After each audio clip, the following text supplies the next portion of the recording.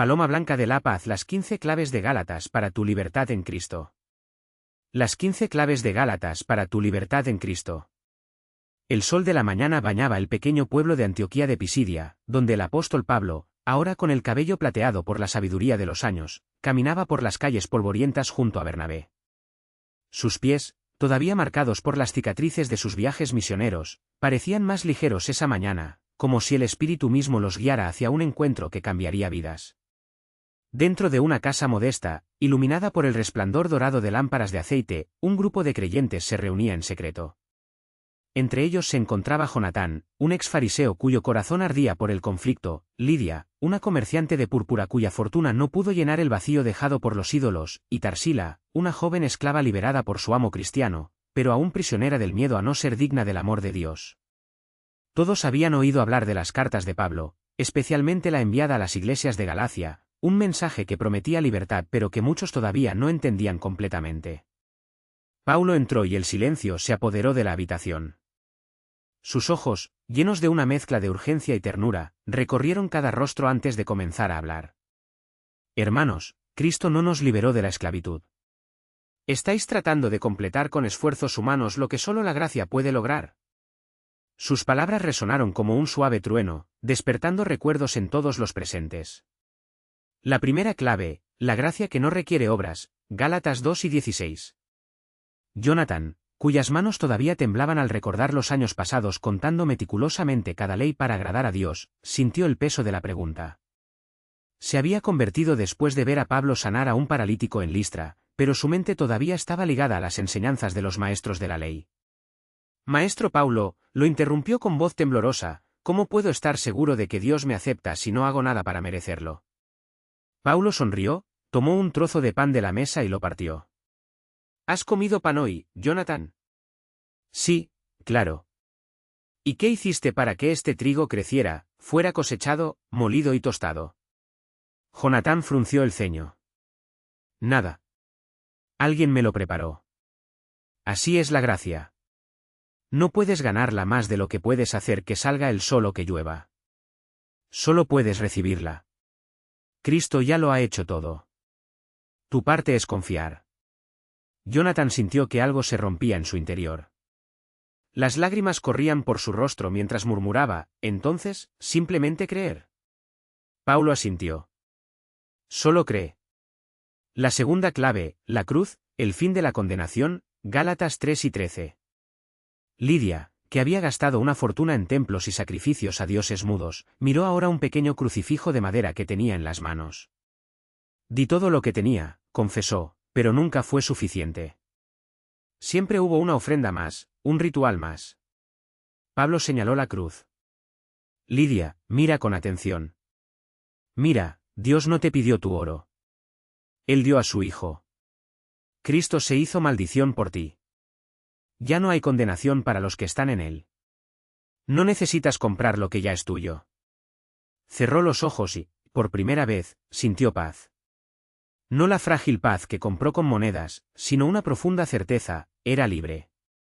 La tercera clave, niños, no esclavos, Gálatas 4:7. Tarsila, la muchacha liberada, todavía se estremecía cuando alguien se le acercaba. Su antiguo amo la había tratado amablemente después de su conversión, pero los años de esclavitud habían dejado cicatrices en su alma. Sé que Jesús me liberó, susurró, pero a veces todavía me siento como una esclava. Como si algún día él pudiera despedirme. Paulo se arrodilló ante ella y tomó sus manos callosas. Tarsila, escucha, ya no eres esclava. Eres una hija. Un hijo no es expulsado de la casa de su padre.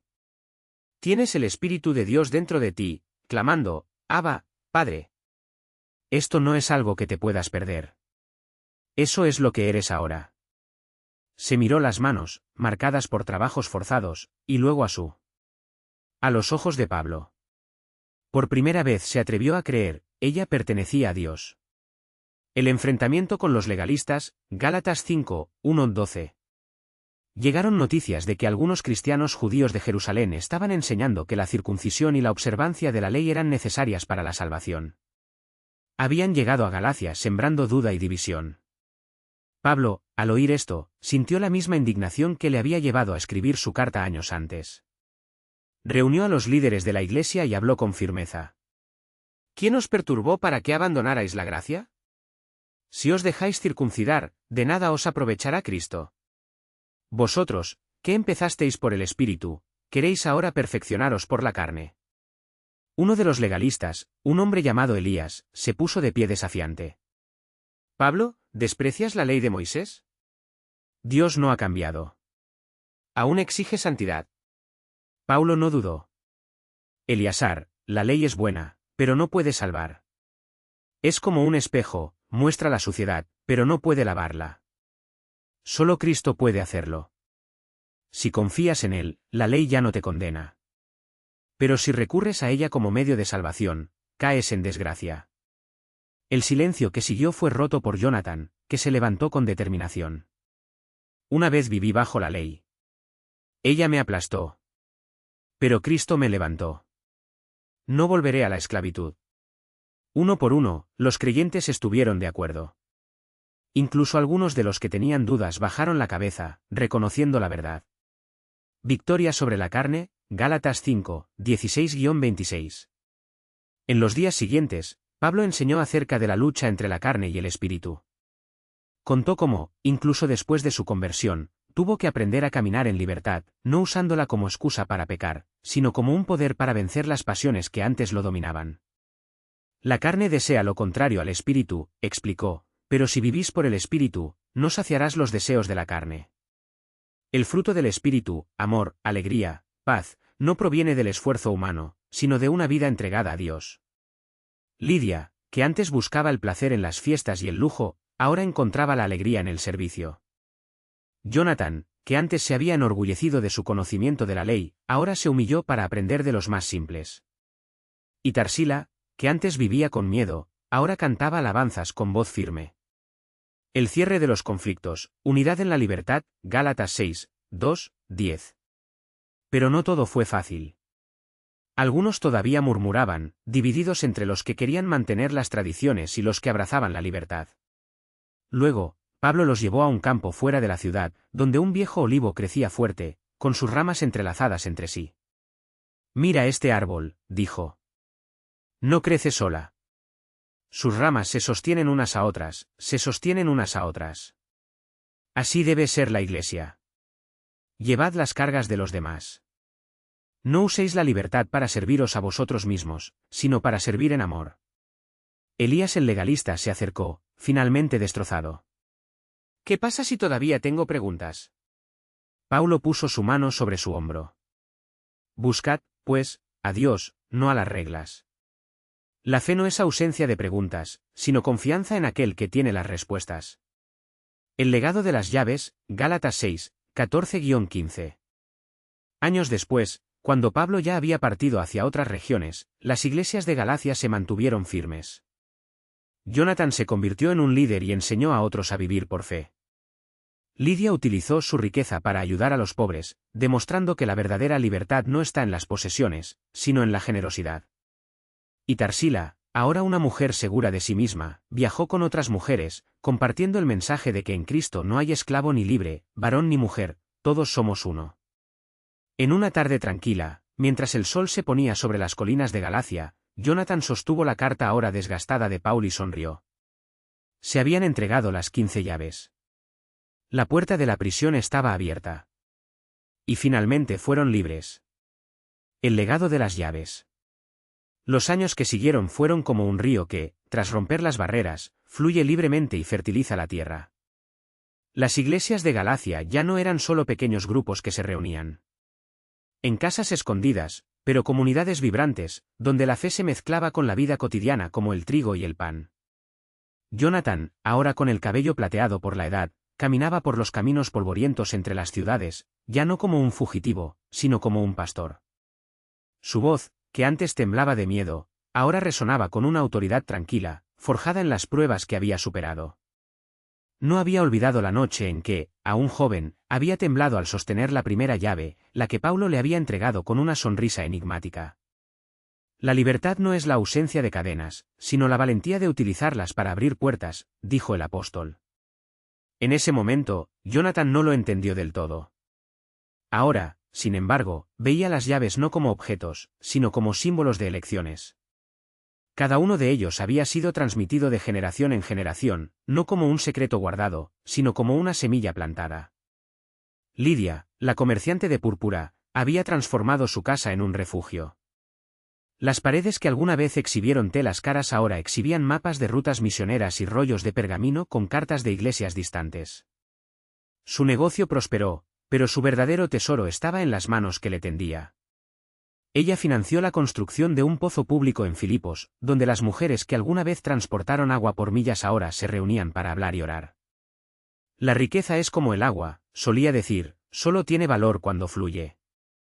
Una mañana, una joven llamada Ruth, una esclava liberada de una familia romana, llamó a su puerta. Trajo consigo a un niño enfermo, envuelto en harapos.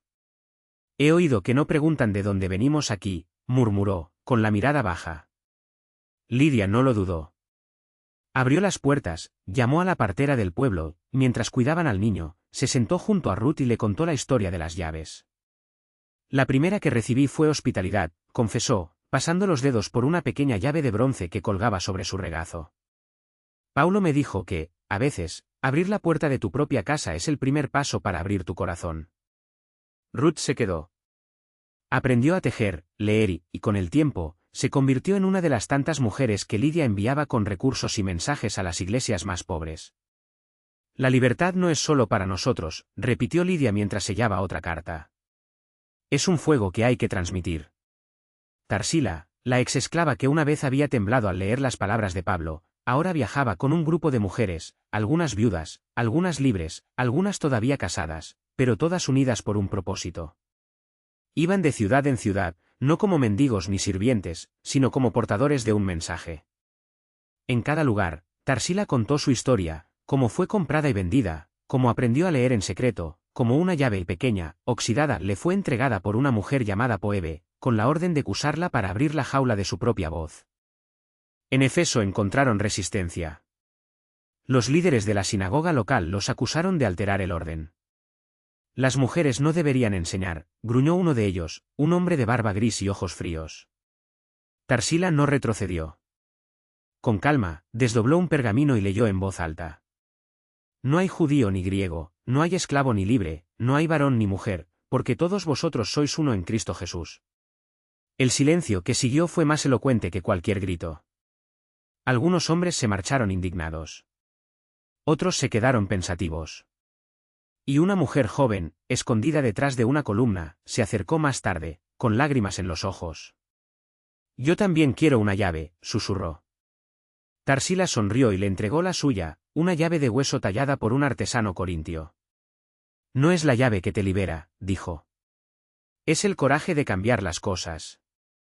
Años más tarde, cuando Jonatán sintió que su viaje terrenal llegaba a su fin, convocó a los líderes de la iglesia a una última reunión en las colinas cercanas a Antioquía.